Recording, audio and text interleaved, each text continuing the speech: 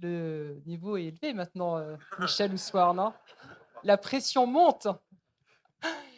Michel et Annie, du coup, je vous laisse la parole sur la question de l'aménagement du Merci. territoire. C'est vrai que ça va pas être évident de passer, après Salomé, je le reconnais. Juste en propos introductif, donc notre groupe s'est réuni à 3 reprises, mais je pense comme nos collègues, on a fait, 2 réunions de discussion générale et une réunion de synthèse. On avait en moyenne, 10-12 participants à chaque fois, des élus, des anciens élus ou des citoyens, on va dire, impliqués, attentifs.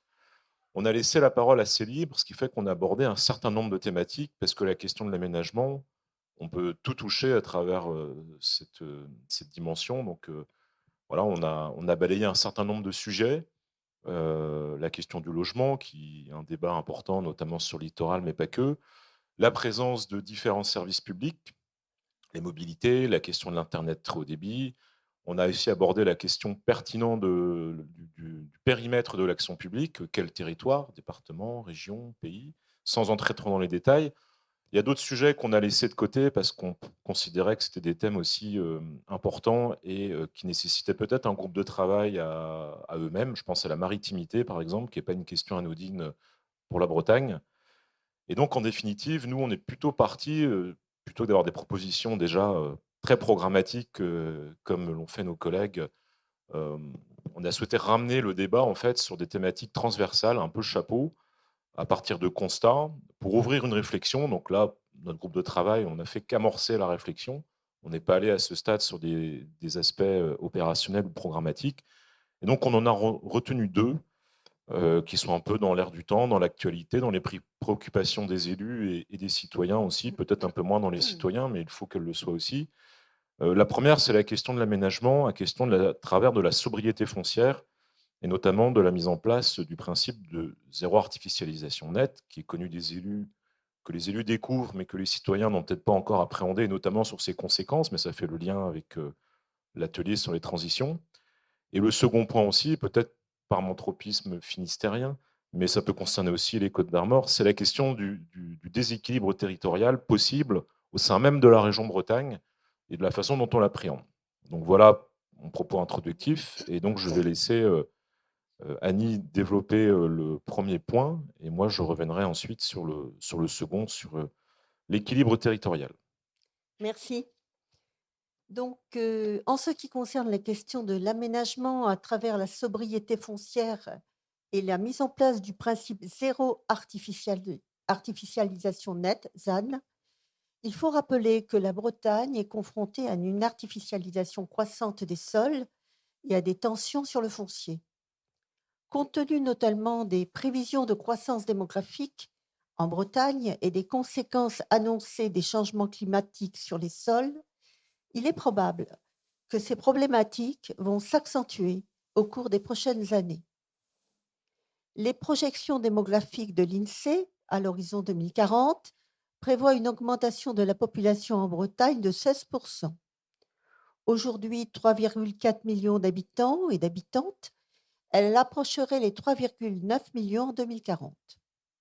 La Bretagne est une région dynamique, très dynamique, avec le développement des filières agroalimentaires, industrielles, numériques, de services, du tourisme. C'est également une région attractive, de plus en plus attractive, pour y résider, y étudier, y travailler. Cette attractivité se traduit par un solde migratoire positif.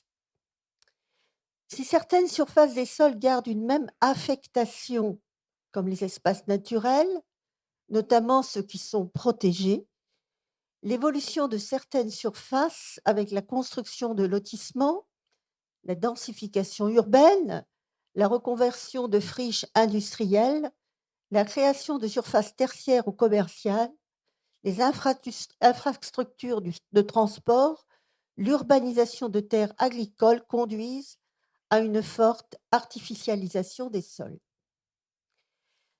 Aussi, le principe ZAN, qui a été introduit par la loi Climat et résilience d'août 2021, est un objectif phare à atteindre pour les acteurs et actrices, en particulier des politiques publiques d'aménagement du territoire, puisqu'il requiert l'absence de toute artificialisation nette des sols d'ici à 2050, avec une première étape qui est la réduction de 50% de la consommation foncière à l'échelle nationale par rapport à la période de référence de 2011-2021, un véritable enjeu. En clair, en 2050, il ne sera pas possible d'artificialiser une surface qu'à la condition d'être en capacité de renaturer ou de désartificialiser une surface équivalente, c'est-à-dire rendre à ces sols leur fonction biologique, hydrique, climatique ou agronomique. D'ici cette date, il convient d'ores et déjà de diviser par 2 la consommation foncière pour l'habitat, l'économie ou les équipements. Cette division doit en outre être territorialisée à travers les schémas régionaux d'aménagement, de développement durable et d'égalité des territoires, STRADET, dont les modalités s'imposeront aux documents d'urbanisme des communes et des intercommunalités, plus SCOT. A priori, pour l'ensemble de la Bretagne, ce sont près de 6 000 hectares de droits à construire nouveaux que le STRADET devra répartir entre les territoires. Les conséquences de cette raréfaction foncière sont d'une part la crainte de ne plus pouvoir accueillir les habitantes et les habitants ou les entreprises, mais elle peut être aussi vue positivement, en ce qu'elle va obliger à repenser nos façons de vivre, avec plus de sobriété et une meilleure préservation des terres agricoles et naturelles, dans une région où le mitage et l'habitat pavillonnaire ont été la règle pendant des décennies. Il y a sans doute matière à travailler pour faire ce qui apparaît comme une menace, en faire un atout, des opportunités, même si cela est plus facile à dire qu'à faire. Dès lors, les propositions de travail de notre groupe pourraient porter sur la nécessité, d'une part, d'accompagner les élus et futurs élus sur la manière de mettre en œuvre ce ZAN, de réfléchir à des outils nouveaux qui ne soient pas que des préceptes techniques, mais en y associant les citoyens et les citoyennes, en cherchant à réaliser un équilibre entre solidarité et équité. Et d'autre part, de défendre également auprès de l'État central le principe de différenciation territoriale, car la règle ZAN est formulée de manière uniforme pour des territoires divers aux caractéristiques multiples. L'application ne pourra pas être la même dans des communes soumises à des législations particulières, comme par exemple la loi montagne ou littoral, qui nous concerne, celles soumises à l'impératif de produire des logements sociaux au titre du SRU, etc. Les sols, dans le cadre de l'aménagement des territoires, représentent une ressource convoitée par de multiples activités humaines et confrontée à des demandes toujours plus nombreuses qui peuvent parfois entrer en compétition. Les différents usages des sols avec différentes attentes peuvent créer des situations de tension et de pression immobilière, foncière, passagère ou durable, comme les conflits d'usage. Une autre forme de tension réside dans les risques de fractures sociales et territoriales, d'où l'importance de toujours chercher dans les politiques publiques d'aménagement des territoires, de maintenir l'équilibre des territoires bretons. À toi. Merci. Il y a eu un certain nombre d'études prospectives qui ont pu être menées par des agences d'urbanisme bretonnes, en particulier l'ADEPA, qui intervient sur le Finistère, mais aussi, je crois, en partie sur les Côtes d'Armor, qui fait des prospectives pour l'évolution démographique de la Bretagne à échéance 2040. Donc, sur cette période, on sait que la Bretagne, ça a été dit, va gagner des habitants, mais cette croissance démographique, elle est poussée, elle est portée par l'arrivée de menaces extérieurs, puisque le solde naturel en Bretagne est négatif depuis 2015. On ne fait plus beaucoup d'enfants en Bretagne, pas assez. Donc, notre croissance, elle est poussée par l'arrivée d'habitants extérieurs. Et dans cette période, l'Ouest breton, lui, va subir un vieillissement de sa population important et aussi une diminution de sa population active. Donc, il se dessine nécessairement, enfin, il y a une fracture qui risque d'apparaître entre l'Ouest et l'Ouest breton, puisque les dynamiques ne sont pas les mêmes. La croissance démographique finistérienne, et ça peut concerner aussi une partie du centre Bretagne, Morbihan et Côte d'Armor, va être plus faible que celle de l'Ille-et-Vilaine ou du littoral morbihanais, dans un différentiel de 1 à 3. Les seniors de plus de 65 ans vont progresser de plus de 90%, à l'exception notable de l'Ille-et-Vilaine, qui, elle, va conserver une population jeune.